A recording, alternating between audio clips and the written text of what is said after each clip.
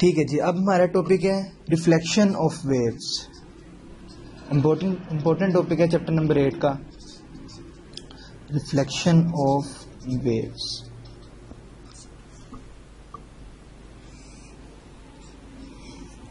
Topic है, actually इसको define करते हैं हम the bouncing back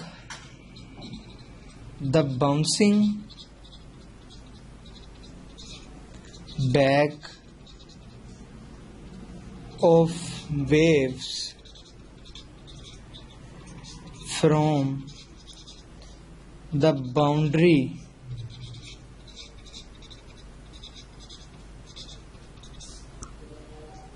is called reflection.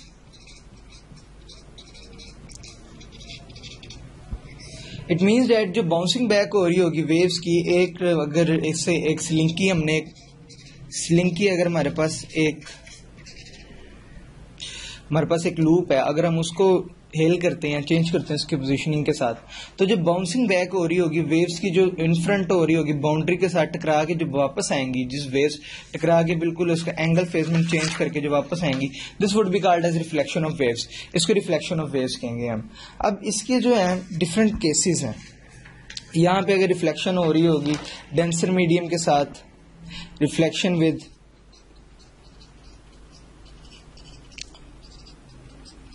denser medium, and the other one is reflection with rarer medium. Reflection with rarer medium. तो ये इसके कुछ केसेस हैं। Reflection waves from the boundary of denser medium, it means that जब ये denser medium से connect होके आएंगे, and the reflection of waves with the rare medium, ये जब आपके साथ रेयर मीडियम के साथ कनेक्ट होके जो भी वेव्स आपके उस पॉइंट में जनरेट हो रही होंगी वो वापस रिजल्ट्स बैक करेंगी। तो इसके कुछ रिजल्ट्स हैं हमारे पास। We have some kind of results which are important for the MCQ point of view in every aspect of anti tests. If the transfer waves travelling in the rare medium, अगर travel कर रही होंगी वो rare medium में,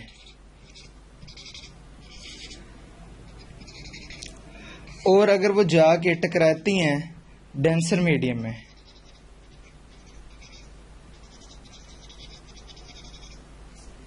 rare medium में travel कर रही होंगी और अगर वो जाके टकराएंगी डेंसर मीडियम में, तो उसके बीच में जो फेज शिफ्ट आएगी, एंगल डिफरेंस आएगा। This is very important to find out that angle. वो जो एंगल डिफरेंस आएगा इनके बीच में, वो आएगा undergoes phase change of 180. This would be goes an interchange of difference of 180. तो 180 का फेज डिफरेंस आएगा यहाँ पे, फेज चेंज occurred। और दूसरा केस, ये पहला केस हो गया आपके पास, when and the second one case is when the transfer is traveling in the denser medium, and if it connected with the incident on the rarer medium, then what would be happen? Then there is no phase change occur. Phase change occurred। कौन सा case होगा ये? When traveling in denser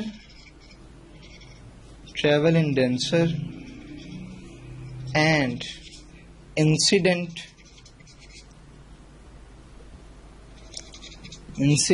on rarer. So at that point there would be no kind of phase change occur, कोई भी phase change नहीं होगा। और वो जैसे ही वो कनेक्ट होगी, जिसमें भी उसमें वो जितनी भी किस्म की उसमें प्रॉब्लम्स अक्कर आएंगी, जो उसमें वैल्यूज आएंगी, सो उसमें वैसे ही अक्कड़ होके कोई फेज चेंज के साथ वैसे ही ये रिफ्लेक्ट बैक कर जाएगी। Now the next topic is stationary waves.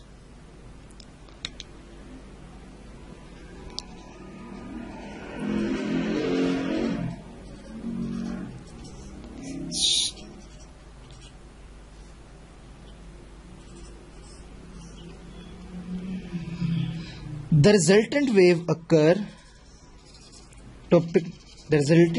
occurred when superposition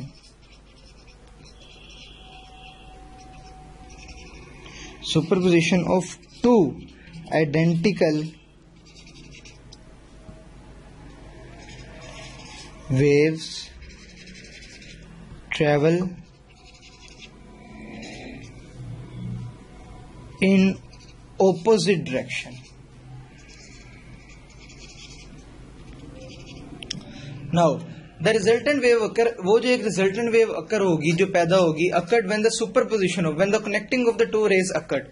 जब दो waves की connection होगा, two identical waves, same waves की traveling in the opposite direction, when they are traveling in the opposite direction, तो उस point पर जो आपकी wave occur होगी, उसको हम stationary wave का नाम देंगे. So the resultant wave produced by the superposition of two identical waves traveling which were traveling in the opposite direction, so they would be called as stationary waves. इनको जो हम नाम देंगे वो stationary waves का नाम देंगे.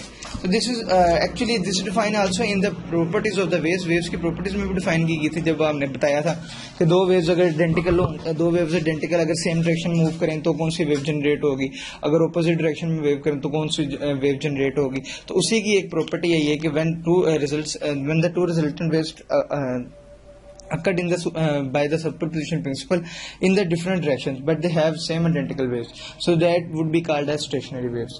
There are some kind of properties of stationary waves which are very important and may be asked in the examination point of view. The properties are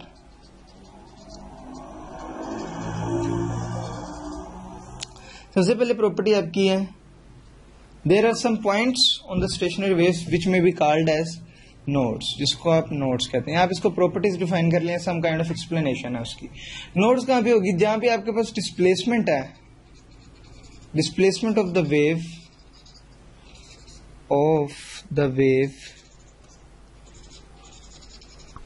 would become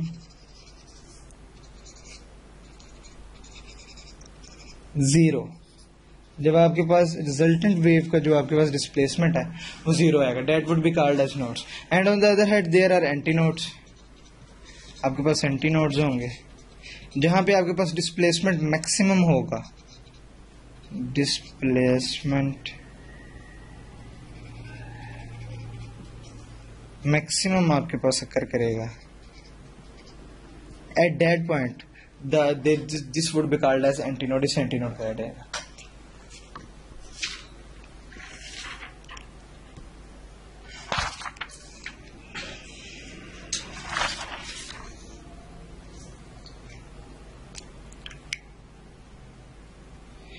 each point जो है stationary wave का, each point on the stationary wave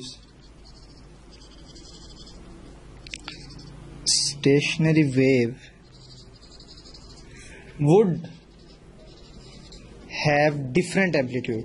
Now this would be asked in the exam that if we have any kind of stationary wave, हमारे पास कोई stationary wave है, उसमें हमारे पास ये particles है, आप बताएं इस particle का जो amplitude होगा वो किस amplitude से, अगर उसका amplitude same होगा, amplitude differ करेगा, या वो एक wave के बीच में amplitude same रहता है. तो MCQ's point of view से आपसे कुछ चार options देके variate करके ये point पूछा जा सकता है. Each point in the actual point is each point in the stationary waves would have same, would have not same, it would be have different kind of amplitude. इसका amplitude जो होगा आपके पास different होगा. Now the distance between two consecutive nodes या anti nodes के बीच में जो आपके पास distance होगा, the distance between two consecutive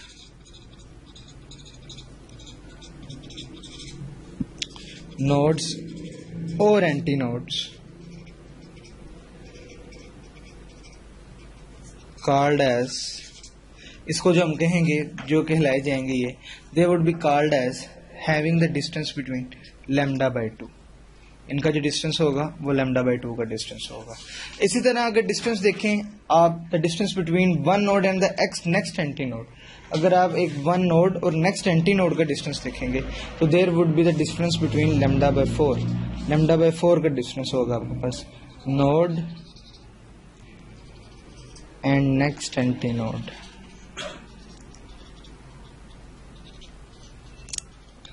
That's fine. Now the energy remains in the standing in the medium between nodes because nodes remain at rest, so energy cannot flow through these points. Stationary waves are also called as standing waves. This is the important point. At the last would be called as that stationary waves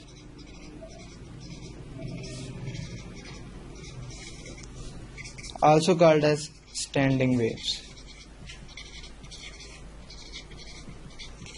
stationery waves को जो आप दूसरा नाम देंगे ये standing waves के तौर पे भी नाम जानी जाती हैं। और जो एनर्जी ऑसिलेट करेगी हमेशा नोड्स के बीच में ऑसिलेट करेगी, किसके बीच में? Between potential energy and kinetic energy. Energy always oscillates between potential energy and kinetic energy as far as it is concern with nodes, जैसे नोड्स के साथ कंसर्न होगी between nodes. This is important point that it is conserve between nodes, not in the antinodes. Antinodes के बीच में conserve नहीं रहेगी, ये कंजर्व करेगी, एनर्जी ऑसिलेट करेगी, energy would be oscillate, energy oscillate करेगी,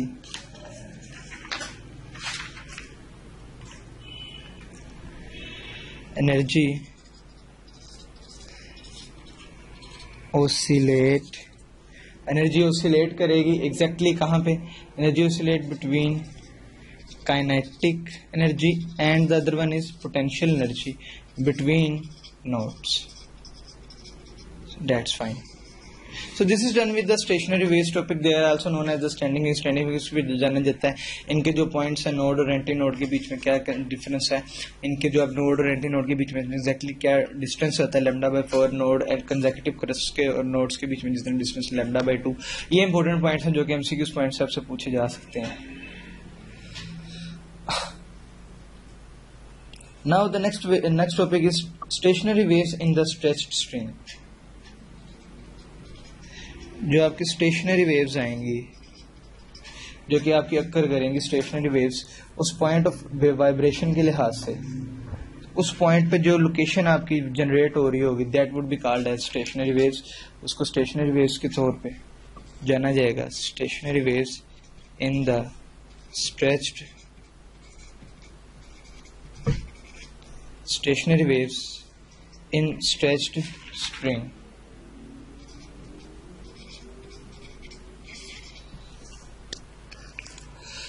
एक स्ट्रेच स्ट्रिंग होगी आपके पास, वो किसी भी स्ट्रिंग से ले सकते हैं आप, उसकी एग्जांपल में पॉसिबल है वो आपके पास किसी गिटार की हो या वायलिन की, इसमें स्ट्रिंग आ सकती है आपके पास।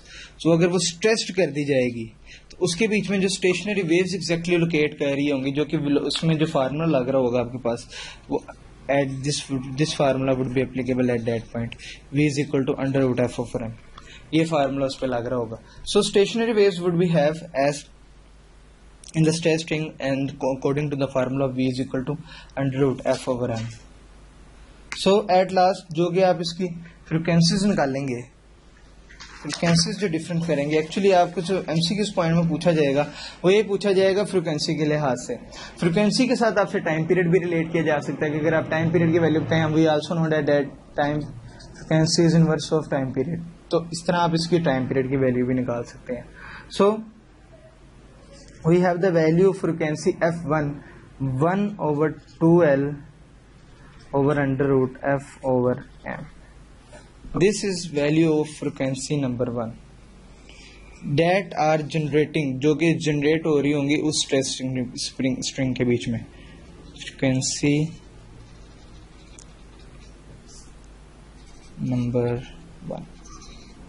सो अगर हम उसी के बीच में, ये फर्स्ट मोड ऑफ वाइब्रेशन है, first mode of frequency one would be called भी also known as first mode of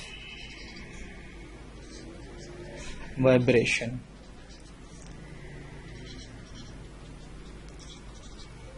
That would also be known as first mode of vibration. So if we have the second mode of vibration and we form two consecutive,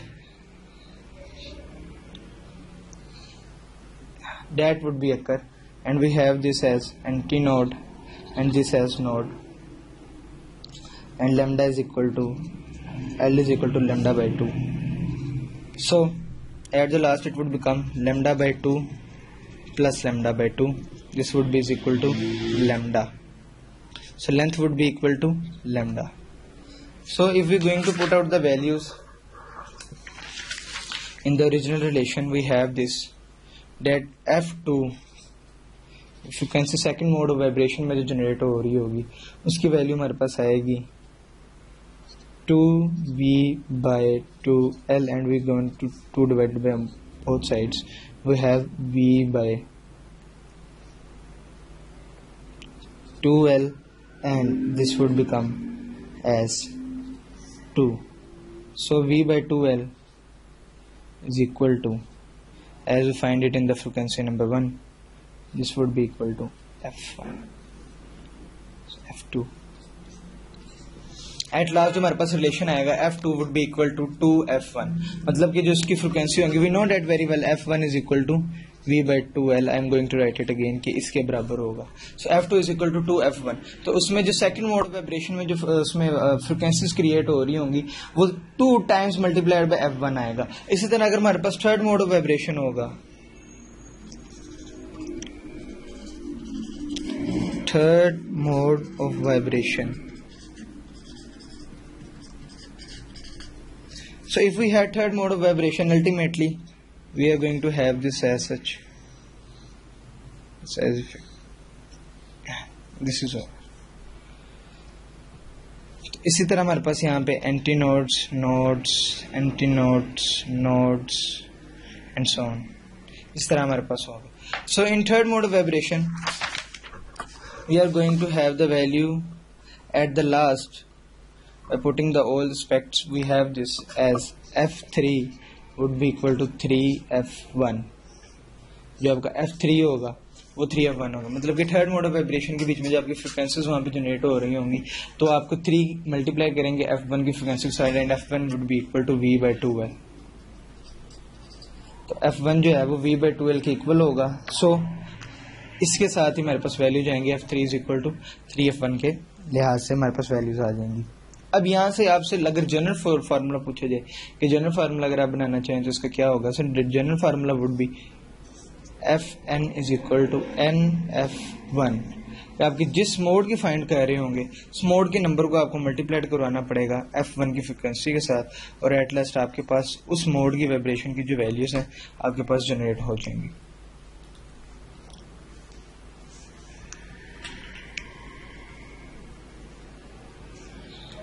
दो चीजें जिसमें बहुत important है जो आपको याद रखनी पड़ेंगी नोट में.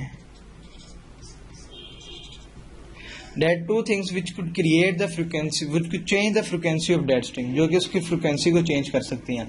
दो चीजें, सबसे पहली चीज जो है जो इम्पोर्टेंट है वो है tension, tension in the string.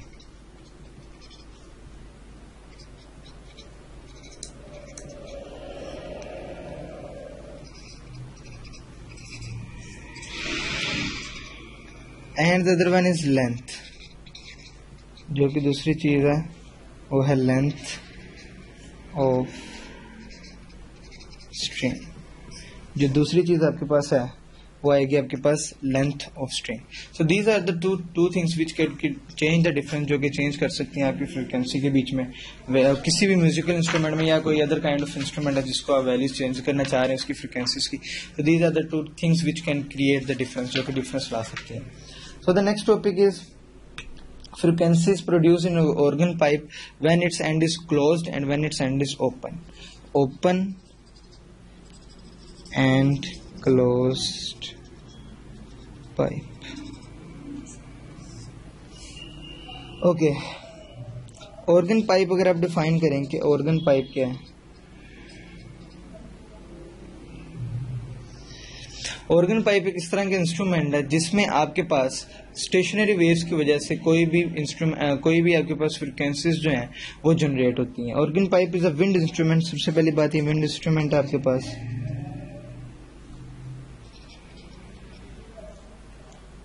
Wind instrument, इसमें जो साउंड प्रोड्यूस होता है वो आपके पास स्टेशनरी वेव्स की वजह से होता है.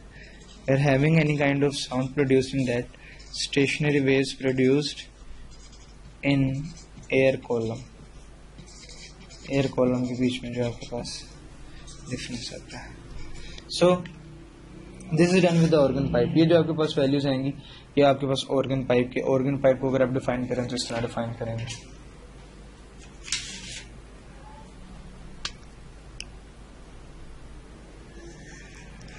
इसके दो टाइप्स हैं ऑर्गन पाइप की. एक आपके पास ओपन ऑर्गन पाइप होता है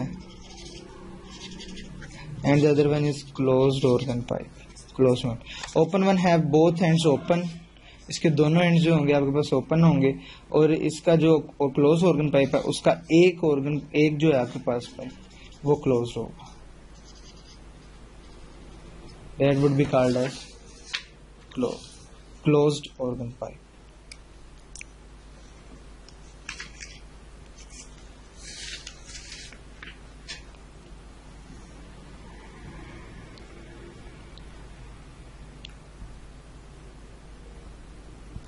नाउ अगर हमारे पास फंडामेंटल मोड ऑफ वाइब्रेशन में अगर हम इसके वैल्यूज फाइंड करेंगे, fundamental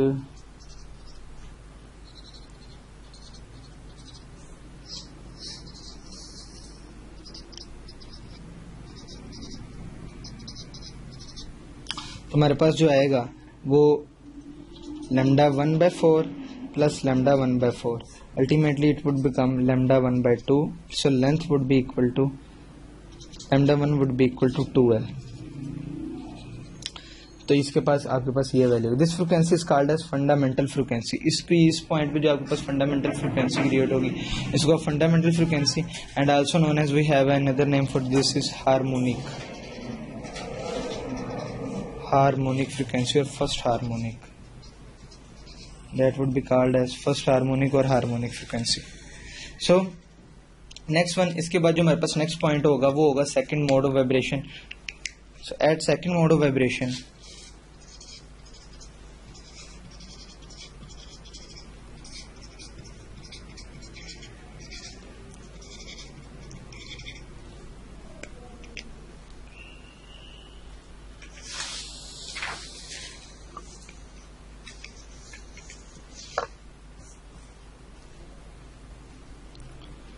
this would be equal to λ2/4, λ2/2 and λ2/4.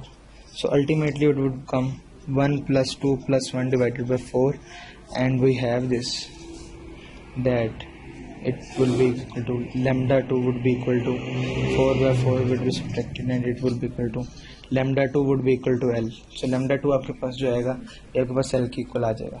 So if we have that, आपके पास इसको आप जो कहेंगे वो सेकंड फ्रीक्वेंसी कहेंगे, and from the formula V is equal to F lambda, V is equal to F2 λ2 and F2 would be equal to V divided by λ2.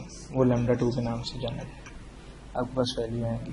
सो इसमें अगर आपके पास आएगा लास्ट में तो वही आपके पास सेकंड हार्मोनिक फ्रीक्वेंसी वाला F2 is equal to 2F1 के इक्वल आपके पास आएगा. That would be called as second harmonic, जिसको आप सेकंड हार्मोनिक के नाम से भी जा सकते हैं. और उसके बाद जो उसका दूसरा नाम होगा second mode of vibration. Second mode of vibration would be also known as.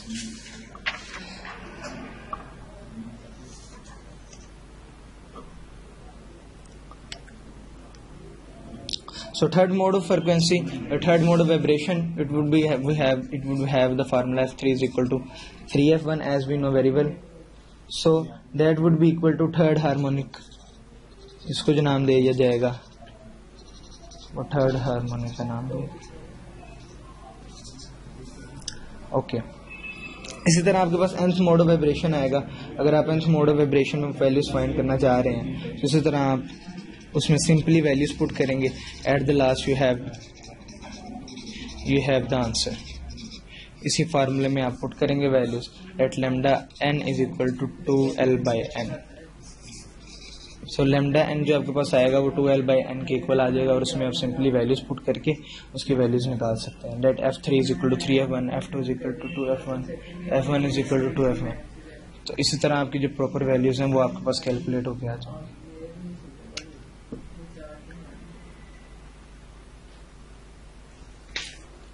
So now the next one topic is Doppler's effect.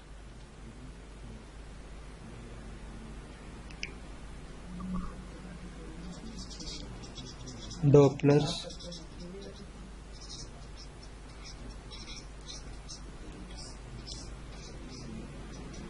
This is Doppler's effect. ये डॉपलर्स इफेक्ट आपके पास जो टॉपिक है, the apparent change in the frequency, जो apparent change आएगा frequency के बीच में या पिच के बीच में ऑफ वेव्स की बाय मूविंग होगी किसी के सोर्स की, या आपके पास मूविंग हो रही होगी आपके पास ऑब्जर्वर की, सोर्स और ऑब्जर्वर मूविंग.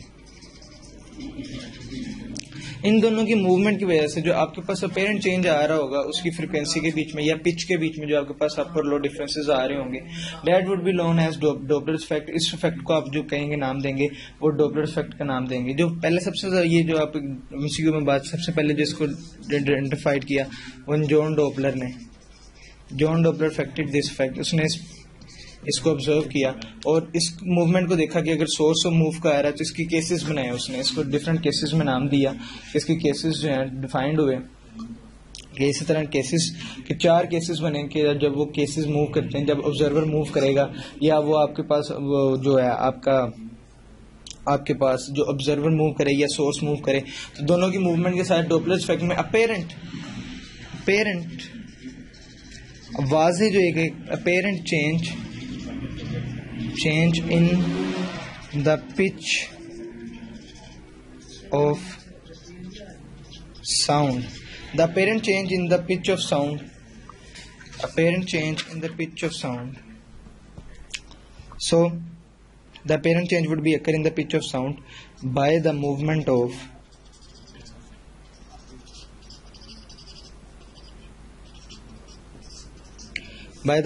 of source, अगर मूवमेंट सोर्स की मूवमेंट होगी, और by the movement of observer,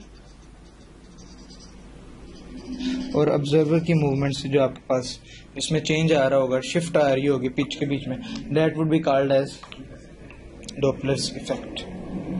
तो इसके डिफरेंट केसेस हैं।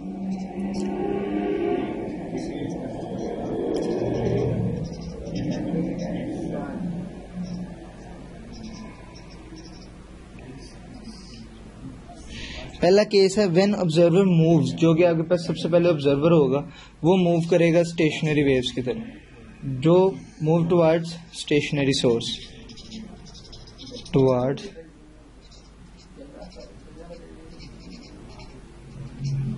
Stationery waves.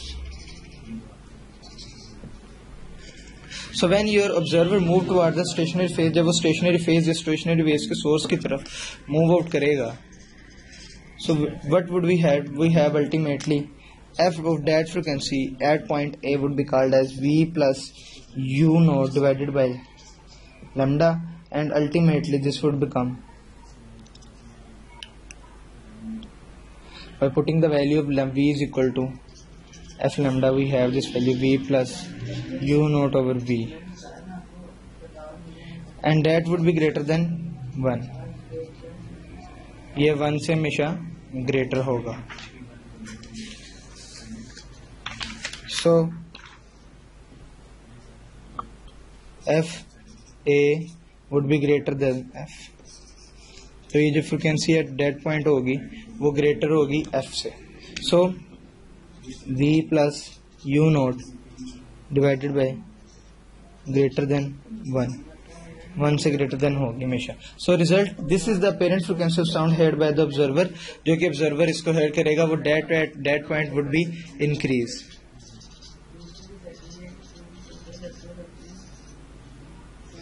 उस पॉइंट पे जो है ना आपके पास जो उसकी फ्रीक्वेंसी आएगी डेट वुड बिकम इंक्रीज, वो इंक्रीज कर जाएगी।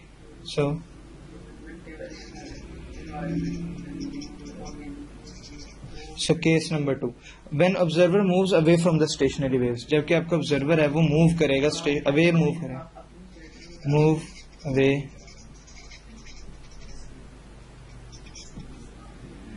From stationary waves, stationary source. जब आपका जो केस 2 में आपके पास when the observers move away from the stationary source, जब ये स्टेशनरी सोर्स से मूव अवे कर देगा तो अल्टीमेटली आपके पास क्या उसमें प्रॉब्लम होगी, आपके पास लास्ट में क्या आएगा, we have the relation at we that we have v plus U not divided by v, we have this as F B at that point v minus U not divided by v when multiplied by f, and we have fb f ये फ्रिक्वेंसी जो है आपके पास उसमें less होगी हमेशा, इस factor v minus U not divided by B less than 1, and this would be have as at that point, उसका जो आपके पास रिजल्ट आएगा इस पॉइंट पे जो हमारे पास ऑब्जर्वर फील करेगा, that would he would feel less shift और अल्टीमेटली डिक्रीज मूव करेगा। उसके में जो आपके पास जो उसकी वैल्यू आएगी, शिफ्ट आएगी, आपके पास उसकी जो पिच आएगी, डिक्रीज पिच करेगा।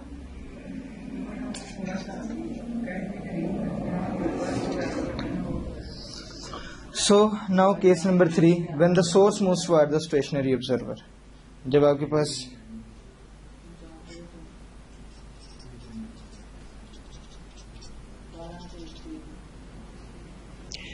जो केस 3 आएगा, इसमें आपके पास क्या होगा, जब आपके पास जो सोर्स है,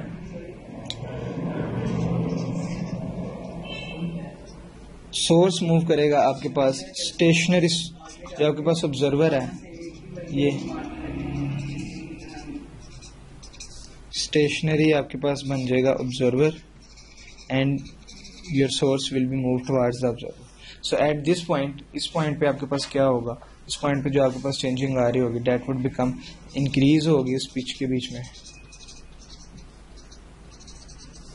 इंक्रीज पिच और इंक्रीज्ड उसमें आप इंक्रीज स्पेक्ट्रम इन्वॉल्व होगा। सो इसमें जो आपके पास रिलेशन आएगा at last F C point, that would be equal to V minus V U not into F, और उसमें जो आपके पास इसकी पिच आएगी वो इंक्रीज आएगी, and this F C would be greater than F, ये उस फ्रिक्वेंसी से ग्रेटर होगा। And at the last we have case number 4, हमारे पास केस नंबर 4 होगा।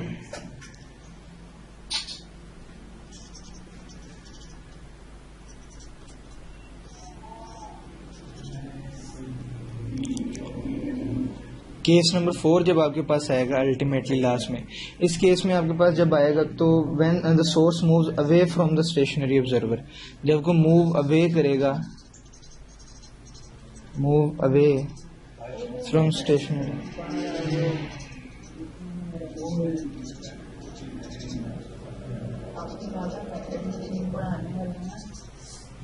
Move away from the stationary that, तो ये आपके पास जो लास्ट में बनेगा v is equal to v plus you naught, आपके पास ये आएगा, and that would be less than 1, और इसमें जो बात लास्ट में आपके पास आएगा, that would be thus the apparent frequency, apparent frequency जो आपके पास होगी, डेट वुड डिक्रीज, वो अल्टीमेटली आपके पास डिक्रीज कर जाएगा।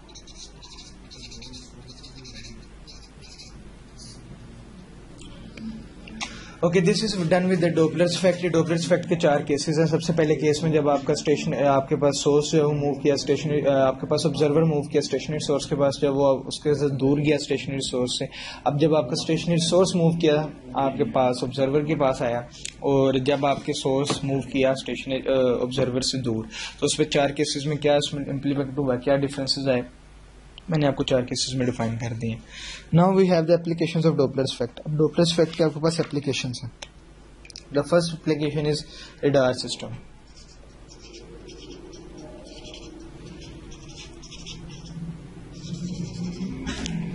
The first one is radar system. This is radar system. Radar is an acronym system. It is derived from the radio detection and ranging. We have this radio detection and ranging.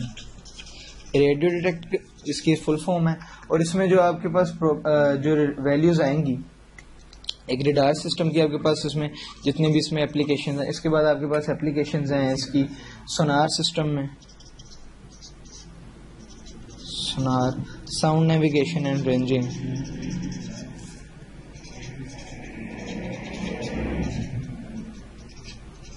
sound navigation and ranging, and after this we would have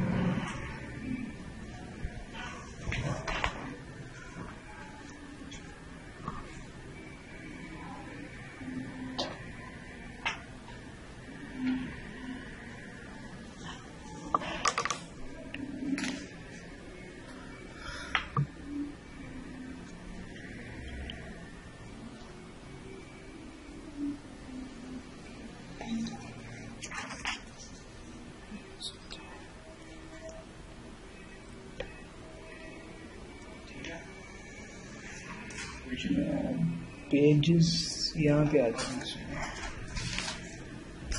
ठीक है।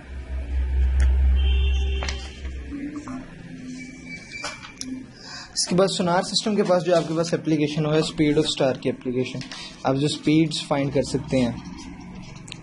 उसके बाद आपके पास इसकी example है blue shift और red shift में,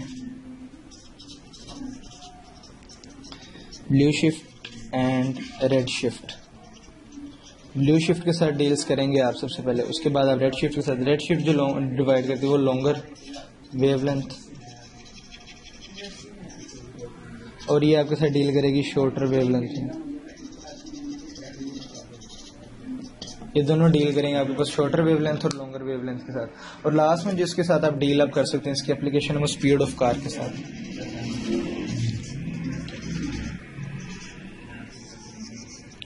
ultimately है कि यहाँ पे जो इंपॉर्टेंट एमसीक्यू है जो साइड इन्फॉर्मेशन में इसने डिस्क्राइब किया हुआ है कि आपके पास जो डॉल्फिन्स हैं वो किस लिहाज से अपने उसकी फ्रिक्वेंसी के साथ डील आउट करती हैं, उनकी value 50,000 cycles per second. This is the important value which may be asked for the examination point of view for the entry test. So now this is done with the chapter number 8. और इसकी जो मैंने आपको सारा review back दिया है ये deal out करेगा आपके पास 35 से 40% इससे तैयारी होगी। इसी वेबसाइट में मैंने आपको एमसीक्यूज भी रखवाए हुए हैं, अगर आप उसको सोल्व आउट करेंगे तो आपकी ज़्यादा उसमें बेहतरी तैयारी आएगी। और जितनी आप प्रैक्टिस करेंगे उसके साथ अपने practice makes a man perfect, आहिस्ता आहिस्ता आप प्रैक्टिस करते जाएँ इसके साथ, इंशाल्लाह you will be perfect to for any kind of entry test. Okay, thank you very much.